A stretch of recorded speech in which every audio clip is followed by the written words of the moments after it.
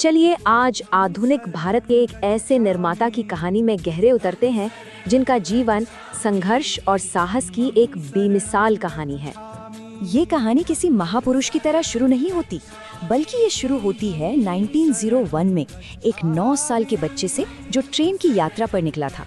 एक ऐसी यात्रा जिसने भारत के भविष्य को हमेशा के लिए बदलने की नींव रखी। सोचिए, ये एक स्टेशन मास्टर का रिएक्शन था। और क्यों? क्योंकि जब अच्छे कपड़े पहने हुए साफ सुथरे बात करने वाले एक बच्चे भीमराव अंबेडकर से पूछा गया कि वो कौन है, तो उन्होंने बस इतना कहा, मैं एक महार हूँ।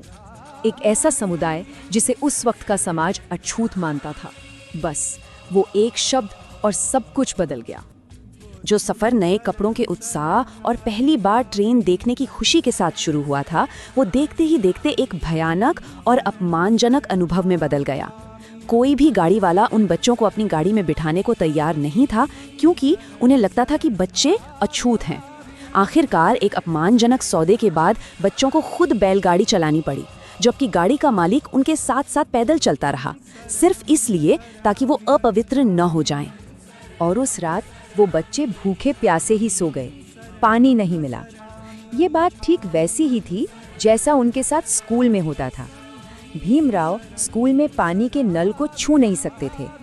जब तक स्कूल का चपरासी आकर पानी न पिलाए, तब तक उन्हें प्यासा ही रहना पड़ता था। चपरासी नहीं तो पानी नहीं। चलिए अब कहानी में थोड़ा आगे बढ़ते हैं। साल 1917 में वो छोटा लड़का अब एक बहुत ही प्रतिभाशाली, विदेश से पढ़ा लिखा विद्वान बन चुका है और अपने देश की सेवा करने के लिए लौटा है। पर सवाल ये था कि क्या देश उसे अपनाने के लिए तैयार था? देखिए, दुनिया के कुछ सबसे बेहतरीन यूनिवर्सिटीज से, जैसे कोलंबिया यूनिवर्सिटी और लंदन स्कूल ऑफ इकोनॉमिक्स से उन्होंने डिग्रियां हासिल की थी। बड़ौदा के महाराजा ने उनकी पढ़ाई का खर्च उठाया था और अब डॉक्टर अंबेडकर उसी राज्य की सेवा करने के लिए भारत वापस आए थे। और यही उनके जीवन का सबसे बड़ा विरोधाभास सामने आता है।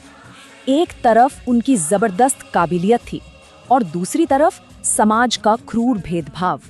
इतने बड़ी डिग्रियां होने के बावजूद कोई भी हिंदू होटल उन्हें रखने को तैयार नहीं था। आखिरकार उन्हें अपनी पहचान छिपाकर एक पारसी सराय में शरण लेनी पड़ी। लेकिन ये राहत भी सिर्फ 11 दिन ही चली। जैसे ही उनकी असली पहचान सामने आई, लाठियां लिए एक गुस्साई भीड़ वहां पहुंच गई और उन्हें सराय से बाहर फेंक दिया गया। वो एक बार फिर सड़क पर थे, बेघर। सोचिए, जब उनके हिंदू और ईसाई दोस्तों ने भी उन्हें पनाह देने से मना कर दिया, तो उनके पास कोई जगह नहीं बची। बड़ौदा राज्य की सेवा करने के उनके ऊंचे सपने एक पब्लिक गार्डन में बैठकर ट्रेन का इंतजार करते हुए अपमान के साथ टूट गए और उन्हें वो शहर छोड़ने पर मजबूर होना पड़ा।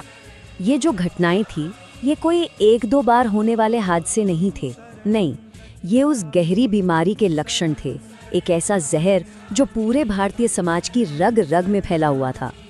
अस्पृश्यता या छुआछूत एक ऐसा ही सामाजिक जहर था। ये तय करता था कि कोई कहाँ रह सकता है, क्या छू सकता है, यहाँ तक कि ये भी तय करता था कि कोई बीमार इंसान इलाज के लायक है भी या नहीं। और ये जहर सिर्फ एक धर्म तक सीमित नहीं था। 1934 में जब अंबेडकर और उनके साथी दौलताबाद के किले में एक सार्वजनिक टंकी से पानी पी रहे थे, तो एक मुस्लिम भीड़ ने उन पर हमला कर दिया। ये घटना दिखाती है कि ये भेदभाव कितना गहरा था। 1929 की एक और दिल दहला देने वाली घटना है। एक पढ़े लिखे हिंदू डॉक्टर ने एक बीमार औरत और उसके नवजात बच्चे का इलाज करने से साफ मना कर दिया। क्यों? सिर्फ इसलिए क्योंकि वे अछूत जाति से थे। नतीजा, उन दोनों की मौत हो गई। इससे एक बात बिल्कुल साफ हो जाती है, अस्पृश्यता की ये व्यवस्था कितनी जानलेवा थी। ये लोगों की यात्रा, उनके स्वास्थ्य और यहाँ तक कि उनकी जान के लिए भी सीधा सीधा खतरा थी। तो इस लगातार हो रहे अपमान और अन्याय के जवाब में डॉक्टर अंबेडकर ने सिर्फ सहा नहीं, बल्कि उन्होंने इससे बाहर निकलने का, इससे लड़ने का एक बहुत शक्तिशाली रास्ता तैयार किया। और ये उनका मूल मंत्र बन गया, एजुकेट, एजिटेट, ऑर्गेनाइज। ये सिर्फ एक नारा नहीं था, बल्कि दबे कुचले शोषित समाज में सामाजिक और राजनीतिक चेतना जगाने की एक पूरी रणनीति थी। डॉक्टर अंबेडकर के लिए शिक्षा का मतलब सिर्फ नौकरी पाना नहीं था। उनके लिए शिक्षा वो सबसे बड़ा हथियार थी जिससे अज्ञानता को मिटाया जा सकता था और अन्याय के खिलाफ लड़ा जा सकता था। और अब हम कहानी के उस हिस्से पर आते हैं जो सच में हैरान कर देने वाला है। वही इंसान जिसे पानी पीने से, घर में रहने से और इंसान होने के सम्मान तक से वंचित किया गया, वही इंसान आगे चलकर उसी क्रूर व्यवस्था को कानूनी तौर पर खत्म करने वाला था। 1947 में भारत की आज़ादी के बाद उन्हें देश का पहला कानून मंत्री बनाया गया।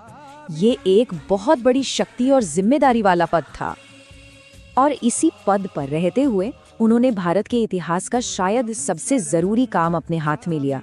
वो भारतीय संविधान की ड्राफ्टिंग कमेटी के चेयरमैन बने।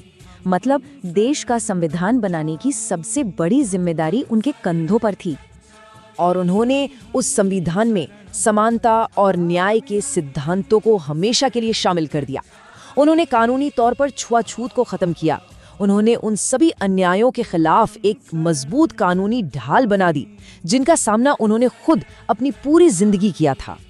और इसी असाधारण, अविश्वसनीय उपलब्धि के लिए आज पूरा देश उन्हें भारतीय संविधान के जनक के रूप में सम्मान देता है। लेकिन दिलचस्प बात यह है कि शिक्षा पर इतना जोर देने के बावजूद उनका ये भी मानना था कि बिना चरित्र के एक पढ़ा लिखा इंसान समाज के लिए और भी खतरनाक हो सकता है।